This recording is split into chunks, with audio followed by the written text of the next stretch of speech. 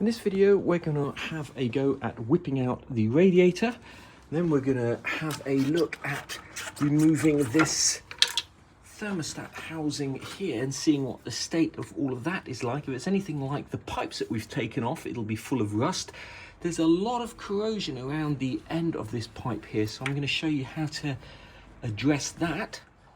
One of the reasons for taking out this radiator, apart from the fact that we're probably going to just run some water through it, see if there's any rust in there, is because to get that metal pipe out that sits there on that bracket, we had to cut that bolt. And unfortunately that bolt, the reason we have to cut it is it's too long to come out. So we're going to have to take off this whole fan assembly and take off the water pump here to just simply so that we can put a bolt in for that fan. Plus the fact when I cut that bolt off, half of it fell down there somewhere and I've never been able to find it. So our task will be to try and find that. So let's start off by whipping out the radiator. I have done a detailed video on taking out the radiator on an SL, but if you've never done it before, there's 4 hose pipes on this car. There's a top hose here, this hose here to the header tank, 2 lower hoses down there. There are 2 oil cooler pipes that need to be connected, one at the top, disconnected, sorry, one at the top here, one at the bottom, and then the radiator should be held in with 2 metal clips that sit in these gaps here. I noticed that in this particular case, those clips are missing, so we will take clips from our parts car, which lives under that ramp there. When you come to undo these fittings, make sure you use 2 spanners, a 22mm to hold the nut on the actual oil cooler, and a 27mm on this car for actually undoing it. They're normally not too tight on there. Sometimes you might have to just bash that with a rubber mallet, but when you do, make sure it doesn't flick off and damage your paintwork. Now you won't have oil squirting out, but you might have a little bit of oil dribbling out, so it's as well to get a tissue or a rag and then put a rubber glove over the fitting, because there will be a little bit of residual oil. You're more likely to get oil coming out of the bottom fitting than the top one. She looks really clean, that oil, surprisingly enough. Just underneath the car, just going to have a little catch pan here just to catch any residual dribbles that come out of there. And once again, a 22mm spanner on there and a 27mm on there. When you put these back on, it is extremely easy to cross the threads, especially on this bottom fitting. So just take your time, because if you cross the threads on one of these fittings, you'll be up for a new, potentially up for a new radiator. Okay, so there should be some oil coming out of there. There we go. Just gonna let the residual oil dribble out of there now. And once again, I have mentioned this before, but if you're doing an oil change, what most people do is they just change the oil in the oil pan and they don't change the oil in the oil cooler. And you can see what color that is. So if you mix that black oil with fresh oil, your fresh oil will very quickly look black. So if you want to do a thorough oil change, you need to drain the oil out of the oil cooler. I mentioned the clips that hold the radiator in on the car we're doing are missing, but they look like this. And this one here is still in situ, so you can see that this clip fits in that way, and they are quite difficult to get back in because normally they'll fall into the car. But if you wiggle them around, you should be able to get them out like that. What we'll do with these 2 clips is get them sandblasted or put them in a rust bath and then possibly prime and paint them. Incidentally, the way to get those clips out is to hit this here with either a screwdriver, or what I use is a piece of wood like that. Just tap it and the clip should unclip itself. You can just about do this with one hand. The side of this radiator is these rubber strips that protect the radiator when you're sliding it in. They're kind of anti-vibration dampers, and they will fit on this side like that. They're just a push fit. Now, having got that radiator out, we're going to send it off probably to be flushed. We may try it ourselves, but if you've ever wondered whether or not you should bother, just put your finger in there and see what kind of sludge your radiator has got in it, because all of that will be circulating around your engine, and this particular radiator is just full of sludge. So we're going to be flushing that out. As I say, I haven't decided whether I'm going to do it myself yet or whether we'll take it to Avon Cooling Systems in Bristol to do. I think what we're going to do is we are going to see if we can take off the oil cooler from this radiator on by those 2 bolts there. Now this here seems to be, it should be welded onto the side, but this bracket seems loose, so I'm going to just take that off camera so I don't make it any worse. We've got that oil cooler off, we can just drain the remainder of the oil out of it. Now there's no plastic radiator shroud on this car, but this here is one of the clips into which that clips, and if you wiggle that or bash it up, you'll be able to get that out. If you are planning on sending your radiator off, it's as well to take off all the ancillaries first.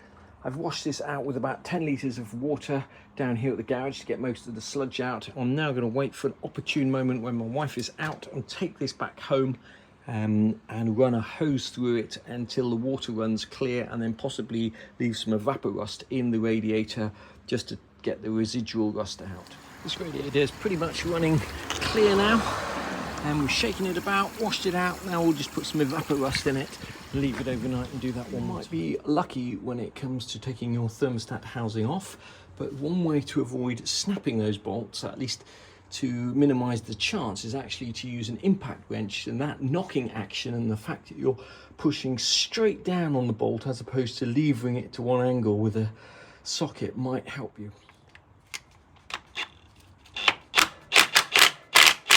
That's the first bolt there. Don't forget the washer. We'll probably be replacing these with stainless steel bolts, but one tip I would give you is give the impact driver blast just as if you're winding the bolt in before you try winding it out, because that often breaks the rust more easily than if you simply just try and wind it out. Next thing we're going to do is whiz this bracket here off. This bracket here would be what you'd hang the engine on if you were taking the engine out or you're wanting to support the engine. And the reason for taking that bracket off is because if you try to take that bolt there out without taking the bracket off, this will be at an angle, and you might be able to get it out, but you're more likely to round that, and once you start rounding it, boy do you make your life more difficult. So this thing here should come off without too many issues. Bear in mind there is a spring washer underneath there, and what we will do is we'll just tidy those up with a wire wheel, put a little dab of oil on, and then put that back after we've taken that bolt out. Sometimes, despite the best laid plans, disaster strikes. It's not surprising, those bolts often shear off in there.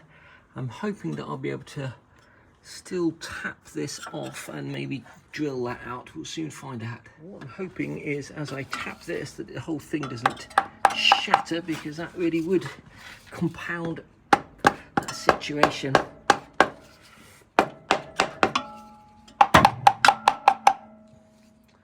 It's stuck on there pretty solid.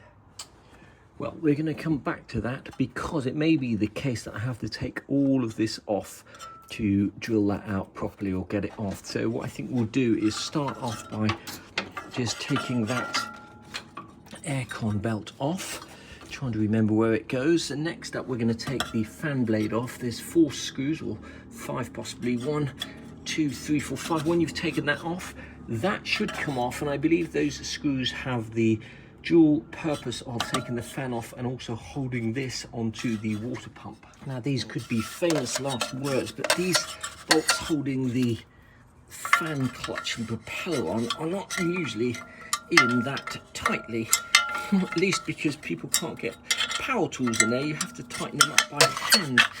All of these seem to be coming undone with just a open spanner. Sometimes when you get a ring spanner in there and you start winding the thing out, the ring spanner will get caught, so you have to do it with an open spanner. If you do ever feel one of these bolts suddenly getting tight, whatever you do, stop what you're doing, wind the bolt back in the opposite way and put some penetrant on there and see if you can get that in the threads by winding it in and then winding it back out again, because if you snap one of these bolts in there, that would be pretty tricky to get out. Once you get 3 of those 4 bolts out and the other one loose, this should just come out like so.